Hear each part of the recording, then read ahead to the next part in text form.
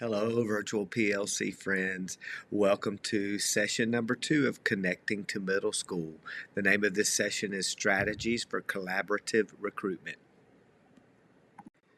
This session connects to performance standard number 9, professionalism, where we participate in professional growth opportunities to impact student learning, and performance standard number 10, communication, which is when we communicate effectively with parents, with middle school directors, and with our students and our community about their role in being a part of a middle school music program.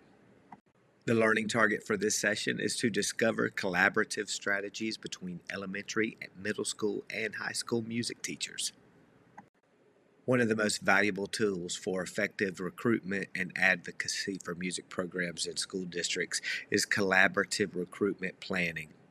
So I wanted to go through a few things today, a few components that might help you as you continue or you begin to plan with those middle school and high school music teachers to make sure that our programs grow and that we're all music advocates within our school district and our communities. First and most important question for you to decide is about meeting with middle school music teachers during planning. You got to set that up. Let them know if you have a fine arts coordinator for your county or your school district, asking them to help you in setting up a time to meet with those middle school, and high school music teachers during pre-planning. Next is a part of collaborative recruitment. Determine what different concerts the middle school and high school can perform for elementary. And this extends across all grade levels, but look at the different performance times, look at the different types of concerts. What is already happening at your school in terms of recruitment concerts? Does the middle school come and play for you? Does the high school come and play? Do you go and attend their concerts? Determine what different concerts that can happen. Where can we come and perform? What are the best times for that? And certainly logistically, what can we do to make those concerts happen? And then finally, how can we connect performance to current instructional content? And we're going to talk about that in just a couple of minutes. But how can we make sure that our concerts, in addition to being just selected musical pieces that are performed for our students, how can we connect that directly to our learning? Is it the instruments and their instrument names and families? Is it the voices? We have to consider those things, and we'll talk about those more as we get into how and what should we decide during our recruitment planning sessions.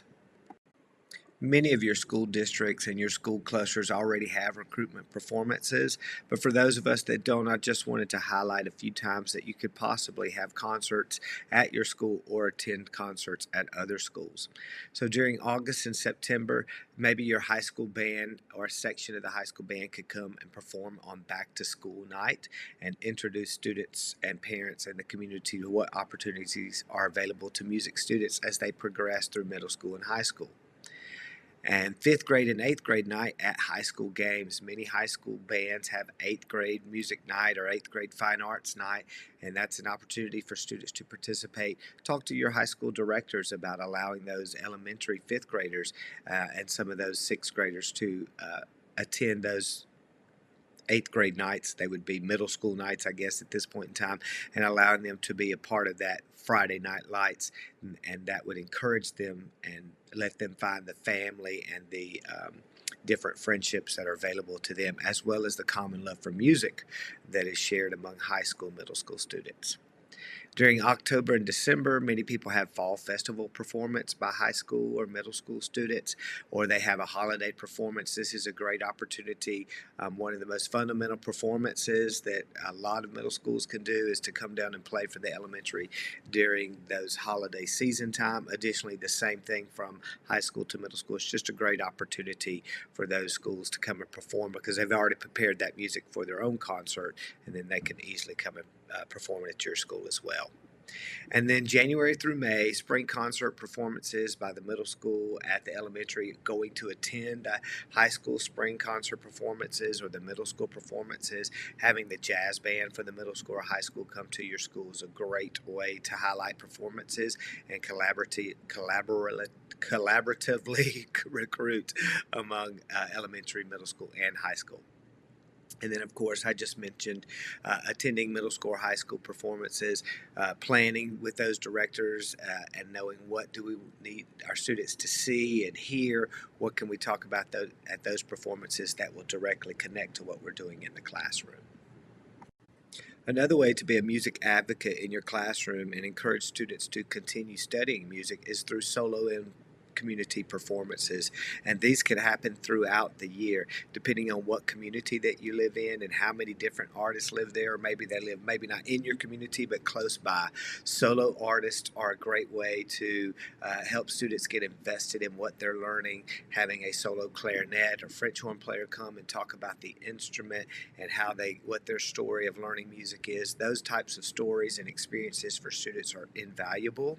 And not only do students learn about the literature of that instrument, they can learn about the history, and it encourages them to become better musicians as well.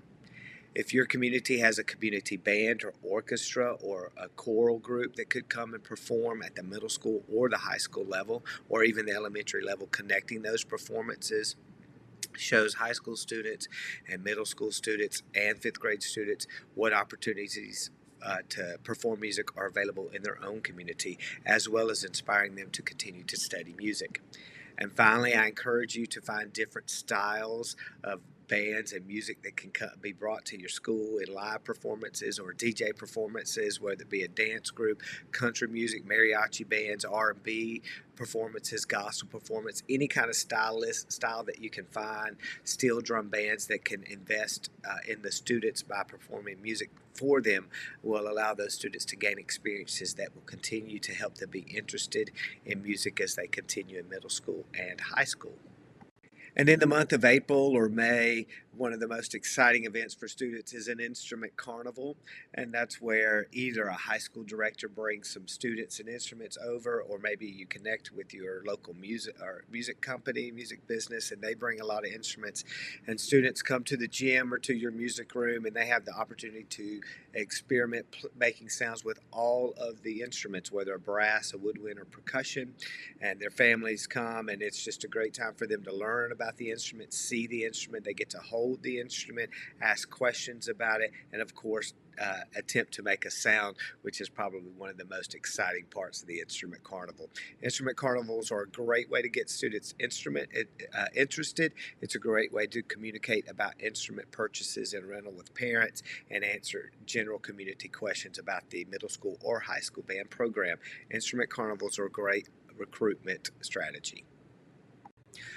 Hopefully, this discussion about how to collaborate and bring collaborative performance, recruitment performances to your school and attend them has been helpful for you. We have one more session number 3, collaboration for curriculum alignment. This is one of my favorite topics. I'll see you in our next session in webinar number 9.